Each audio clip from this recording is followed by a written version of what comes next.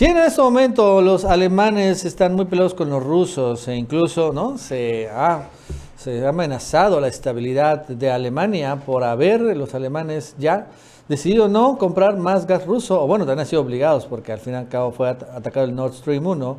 Aún así, la ex canciller alemana Angela Merkel, que estuvo 16 años en el poder y que bajo su mandato se construyó el Nord Stream 1 y después el Nord Stream 2, ojo con el dato, sigue defendiendo de que en aquel momento, bajo su mandato, sí fue la decisión correcta depender tanto del gas ruso.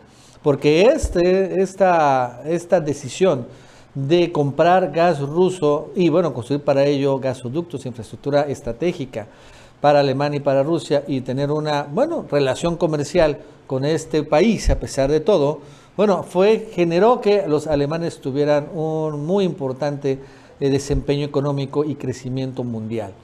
Sin el gas ruso, que es muy barato, y bueno, más con los acuerdos en que llegó Putin y Merkel, la verdad es que los alemanes no habrían tenido este despegue en la economía europea y bueno, que al final fue lo que generó que fue ahorita el motor económico industrial de toda Europa, ¿no? La Unión Europea depende muchísimo de Alemania. Y bueno, fue gracias a eso. Es interesante que salgan estas declaraciones hoy por hoy de la propia Angela Merkel defendiendo esta decisión que hoy le cuesta mucho a Alemania, o sea, su total dependencia al gas ruso. E incluso yo estoy casi seguro que ella seguiría defendiendo la posibilidad de que volviera Alemania a seguir comprando gas natural ruso, porque al final este insumo es lo que hace a Alemania muy competitiva. Vamos a suponer que en este momento se termine la guerra, pero al final los alemanes ya dejen de comprar gas ruso. Su única opción es seguir comprar gas natural licuado a Estados Unidos, pero eso se los venden 4 veces más caro. Y sencillamente las mercancías alemanas no serán competitivas ni con las mercancías estadounidenses y mucho menos con las mercancías chinas o las mercancías indias. La verdad es que saldrán completamente del mercado y esa es también la gran amenaza al final del día de que dejen de ser súper competitivas como sí lo fueron con Angela Merkel. Entonces es interesante que cuando menos ya haya otras voces sensatas y muy respetadas como la propia Angela Merkel que pues estén opinando pues contrario o aparte de la opinión tradicional que impone Estados Unidos y la OTAN. Bueno, esto y más nos va a contar Diego en la lucha. Diego, ¿cómo estás? Buenas tardes. Hola Nacho, ¿cómo estás? Diego en la lucha desde Argentina, informando una vez más. Un abrazo a tus flamantes suscriptores, por supuesto. Acompáñenme al medio Hispan TV, a quien tenemos aquí en la tapa, a la ex canciller de Alemania, ¿sí? La señora Angela Merkel, quien en el marco de una conferencia del premio Guggenheim para la Humanidad en Lisboa, realizó unas declaraciones un tanto controversiales, por lo menos para Estados Unidos y la Unión Europea, porque Angela Merkel dijo textualmente que desde la perspectiva de esa época era muy racional y comprensible obtener también gas de tuberías de Rusia, que era más barato que el GNL, el gas licuado de petróleo de otras partes del mundo. Cuando dice otras partes del mundo se refiere a Estados Unidos, Arabia Saudí y Qatar. Está reconociendo Merkel la importancia justamente del gas de Rusia y que Alemania consuma ese gas. También instó que incluso durante la Guerra Fría Rusia fue un proveedor confiable de energía. Ustedes fíjense estas declaraciones, lo que deben impactar en el gobierno, por ejemplo, de Joe Biden, lo que debe impactar especialmente en el gobierno de Zelensky en Ucrania, quien está enojado con los europeos porque quiere que le mande aún más cantidad de armas. También admitió Angela Merkel, la ex canciller de Alemania, que debido a los enormes aumentos y precios, ¿sí? El aumento de precios y fallas en la entrega como resultado de la operación rusa en Ucrania, Alemania ahora está amenazada con una recesión.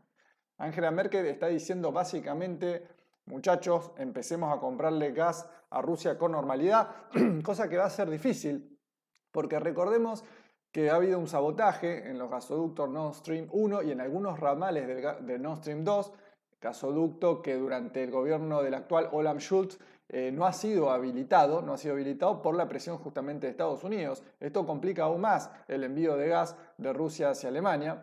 El artículo este resalta cómo durante los 16 años que estuvo Merkel como ex canciller alemana, se puso en marcha justamente, por un lado el Nord Stream 1, que funcionaba al 100% hasta el atentado de hace poco, el sabotaje, y por otro lado también el Nord Stream 2, que hace unos años se terminó, pero por ahora no se está utilizando por las sanciones estadounidenses. Es importante decirlo porque por un lado decir que esta señora estuvo 16 años en el poder, digamos que con esto se viene abajo esas hipótesis diciendo hablando de la perpetuación en el poder de los líderes, cuando este tipo de argumentos sirve para tratar de contrarrestar el poder de los líderes populares, que sí se tienen que quedar muchos años en el poder para darle continuidad a los procesos, siempre y cuando los pueblos los voten. ¿Por qué no poder quedarse 2, 3, 4 mandatos en el poder? Por favor, sabemos que el poder reside en otro lado, no exactamente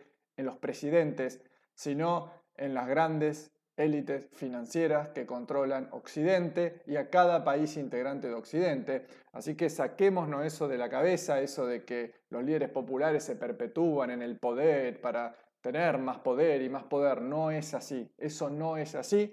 De hecho, es una muestra clara en distintos procesos, por ejemplo, como el nicaragüense, en donde Daniel Ortega ya tiene varios mandatos, y Nicaragua es un país próspero y que realmente se está independizando del poder norteamericano. Ahora bien, por supuesto que este conflicto Rusia-Ucrania ha derivado en estos grandes problemas en la economía alemana. Si nos vamos a otro medio, fíjense este título: Alemania continúa apagada ante el temor de la crisis energética. Este título habla de cómo Alemania, por ejemplo, acá hay otro ejemplo del discurso que nos quieren meter en Latinoamérica, pero que ellos justamente no se apropian de ese discurso que nos quieren meter a nosotros. Fíjense que Alemania nacionalizó la mayor empresa energética del país, que se llama Uniper, para ser controlada por el Estado en un 99%, ¿sí? Tras un aumento de capital de 8.000 millones de euros procedentes de las arcas públicas del país. ¿Vieron estos discursos neoliberales, estos discursos ya caducos hace mucho tiempo, que dicen que el Estado no tiene que estar presente, que tienen que intervenir lo menos posible en la economía?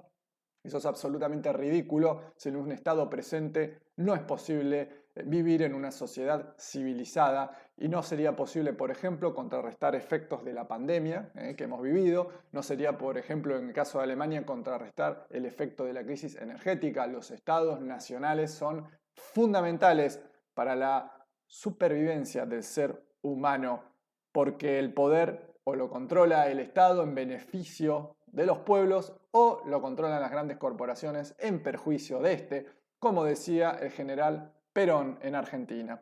Bien, como ven, Alemania está pero muy complicada. Vamos a ver qué pasa en un futuro. Esperemos que la guerra Rusia-Ucrania y esta operación especial de Rusia en Ucrania se acabe pronto y que vuelva la paz en la región. Por supuesto, les digo, en mi canal Telegram, @Diego en la lucha, pongo lo que los medios no muestran. En mi canal Telegram, @Diego en la lucha. Vengan, suscríbanse, los espero. Y también a mi canal YouTube, Diego en la lucha. Les mando a todos un fuerte abrazo.